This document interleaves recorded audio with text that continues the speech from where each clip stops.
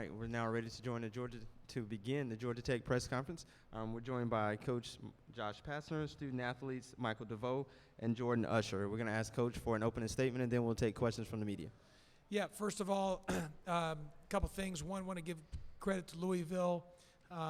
They got a lot of good players, and a lot of those good players made some big plays today, and especially early in the game, and then had a couple big shots in crunch time. That's one. Two, I want to give a tremendous shout out to these two young men to my left, and Jordan Usher and Michael Devoe, just two phenomenal young men, along with Khalid Moore. Khalid's not up here, but he's the other senior on our team. Those three guys, these two plus Khalid, have just meant so much to the program. They are phenomenal young men. They've been part of something to win an ACC championship. They've been part of many wins, and most importantly, they've done so many good things off the court. And they're on track to graduate this spring, and they're just real special young men they've got so many great things in front of them with their life, and even beyond basketball. So it's been a real honor and a blessing and a real privilege to be able to coach these guys. And as I said when we recruited them, this is not a 4-year decision. It's a 40-year decision. It's a lifetime decision, and they're part of our family for life. And so even though they'll be moving on to their next stage of their life, they'll always be part of Georgia Tech and the Georgia Tech family, my family, the Georgia Tech family. Third, I thought in the locker room there, Mr. Stansberry, our athletic director, gave just an incredible talk to the team, both with the seniors and with the underclassmen. I just thought his message was just outstanding. I won't go into details of what the message was, but it was an amazing message, and it really summed up just it was a real powerful message. So we're real appreciative of that from Mr. Stansberry. And then the last thing is it's been a tough season. There's been some highs, some lows. Obviously, we would like to have had a better win-loss record. I mean, that's why you play sports, is there's a scoreboard and there's a winner and a loser in the outcome of the game. I do know our team has gotten better. Unfortunately, we don't have the wins maybe to show for it that we want, but our team has gotten better. And one thing about our team, no matter what the situation is, these guys have always fought and competed. And as Mr. Stansberry said, you had a chance to sort of lay down, and their fight and their competitive excellence allowed us to have a chance to really win the game. A shot here and a shot there late, we had a shot to win the game. And that's a credit to these young men. So really proud of them, proud of our group. Got a great young guys for our nucleus for moving forward for the following year, and that's that. If you have a question, please raise your hand and we'll get a microphone to you. If you have a question via Zoom, please use the raise hand function. We're going to go right here to the middle.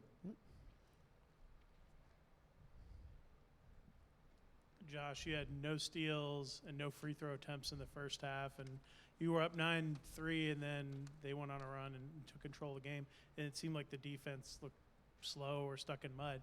Kind of what was going on? What was what happened after the first media timeout?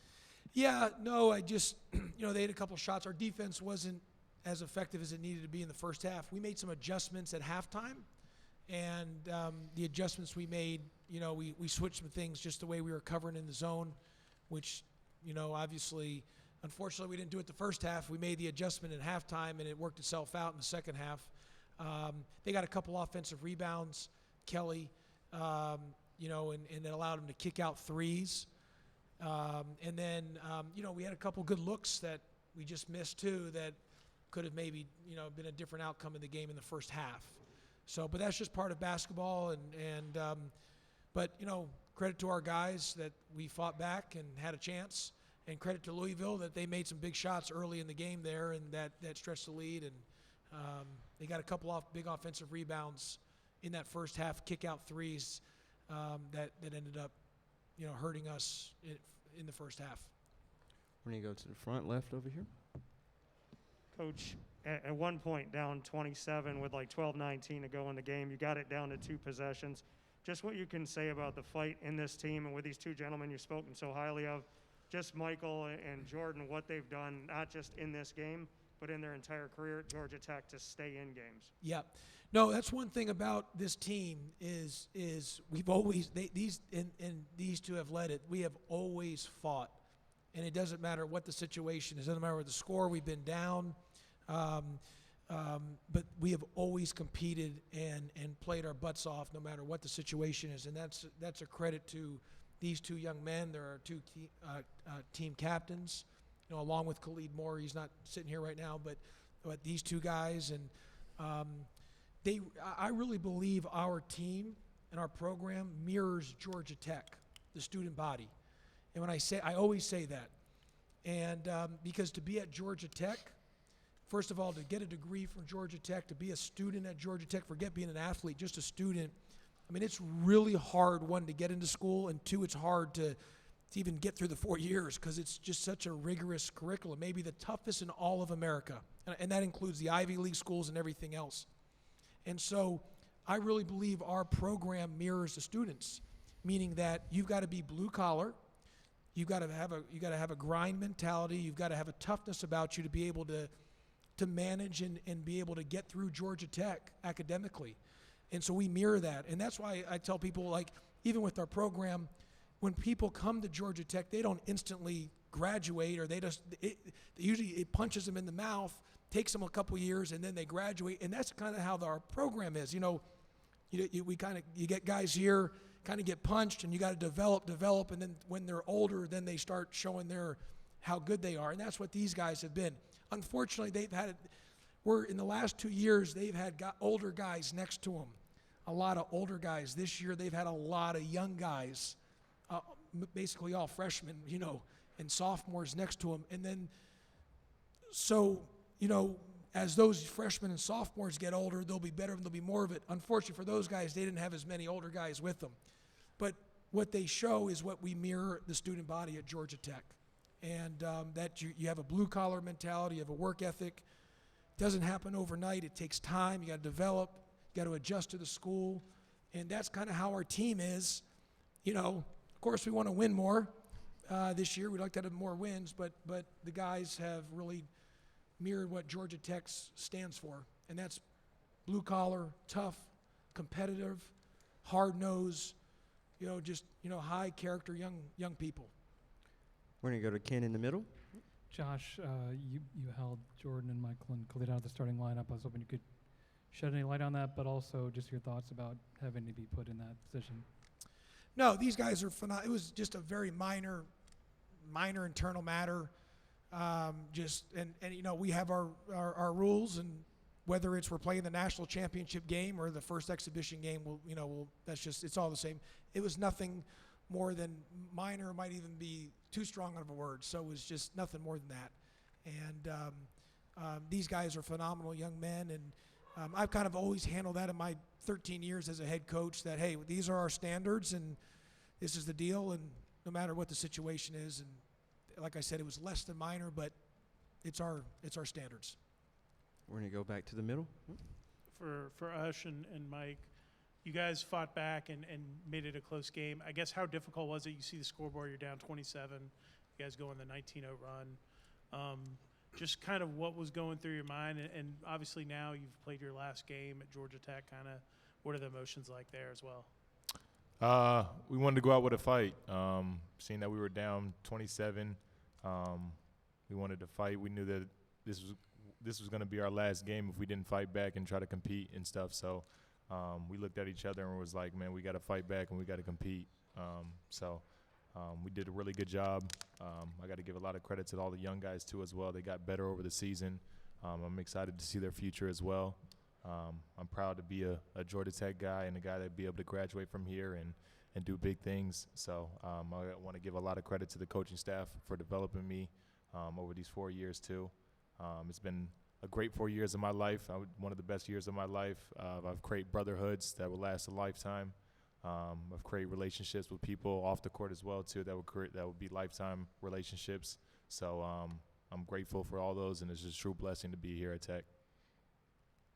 Jordan, do you want to take that question as well? Yeah, man.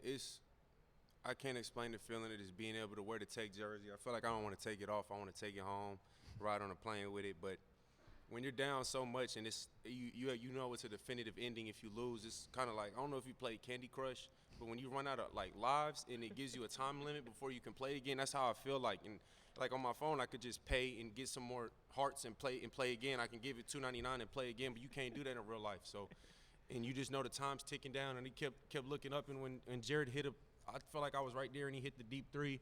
That was just like, man, I feel like I got a stab in the chest. Not because, you know, I'm cool with taking the L. If we come back and fight the hard way, fighting, you know, I like our attitude that we came out with. Obviously, I don't ever want to lose. I want to win every game.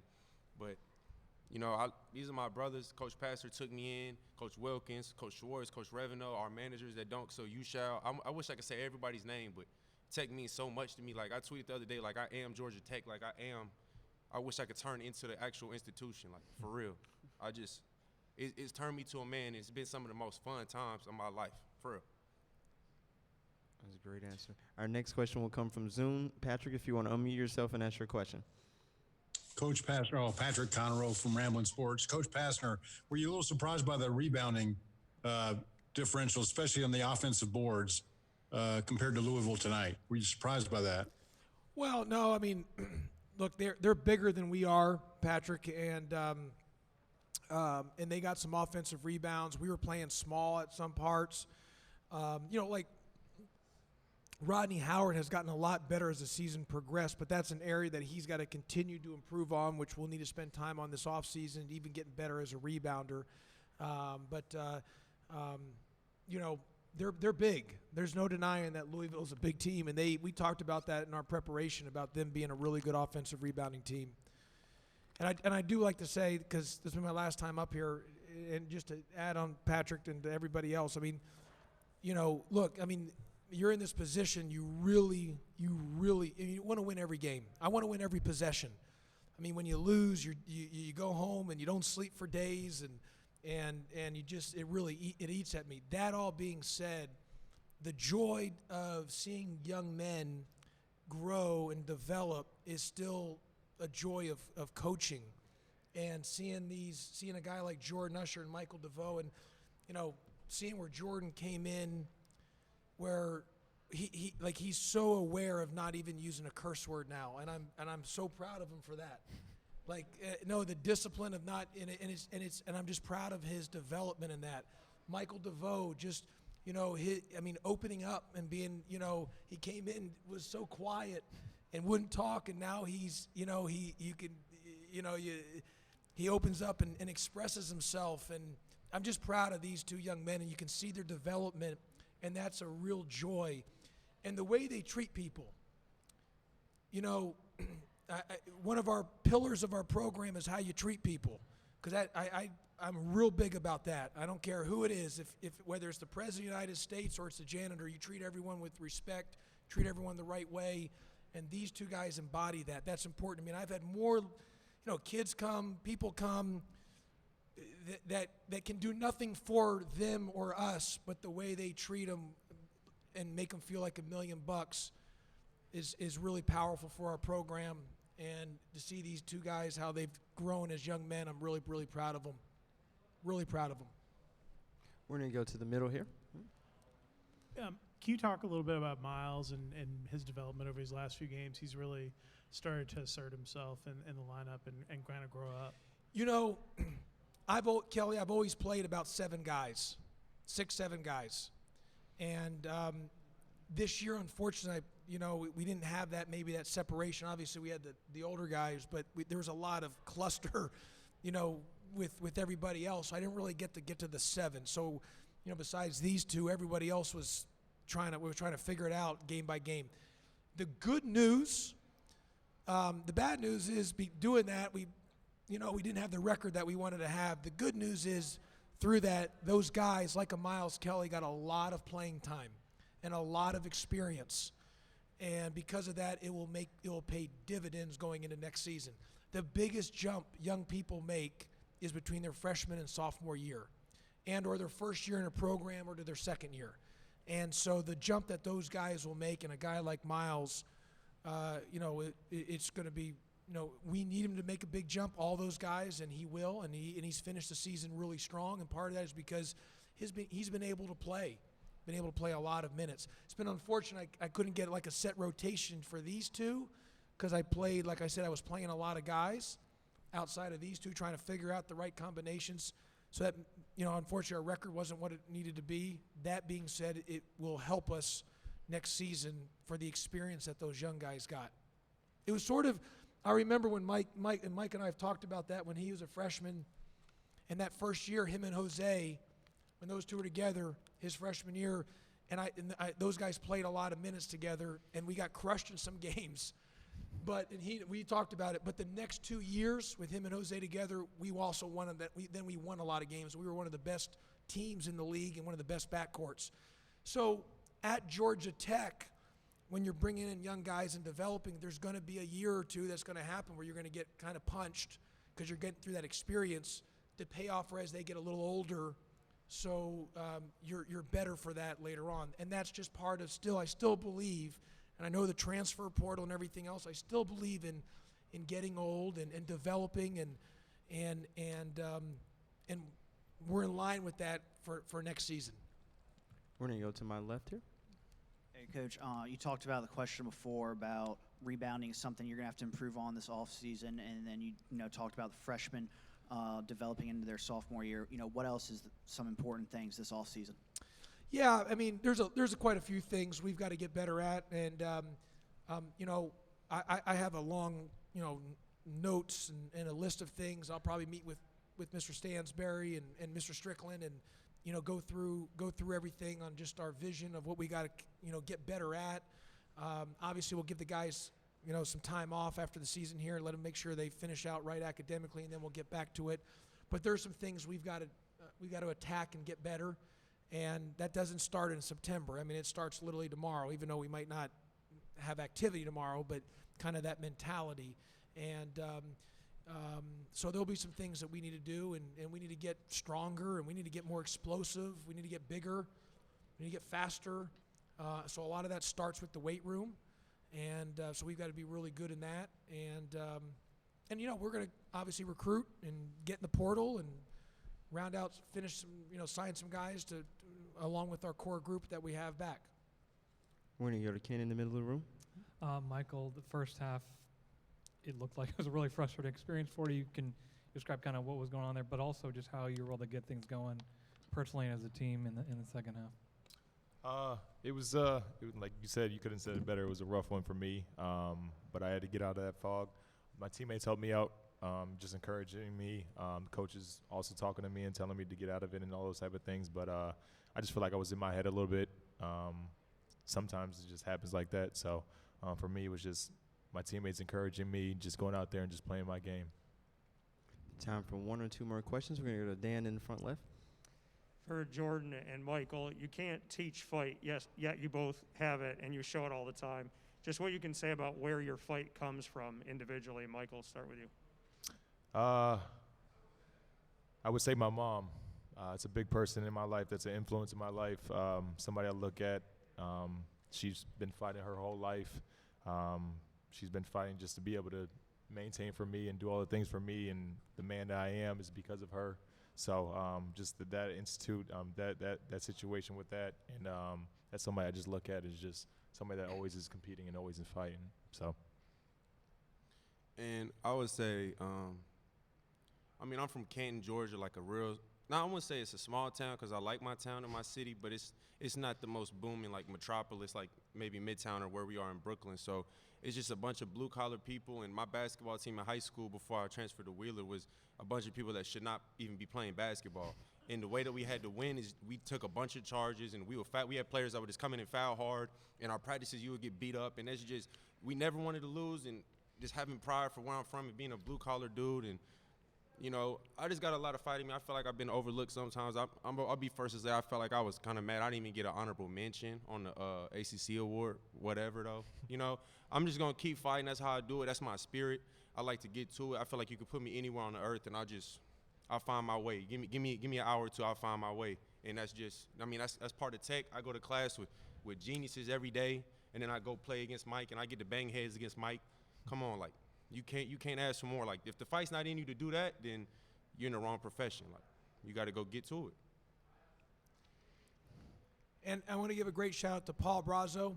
Right? No, don't look behind, Paul, because I can't tell you how many times I've called Paul this year.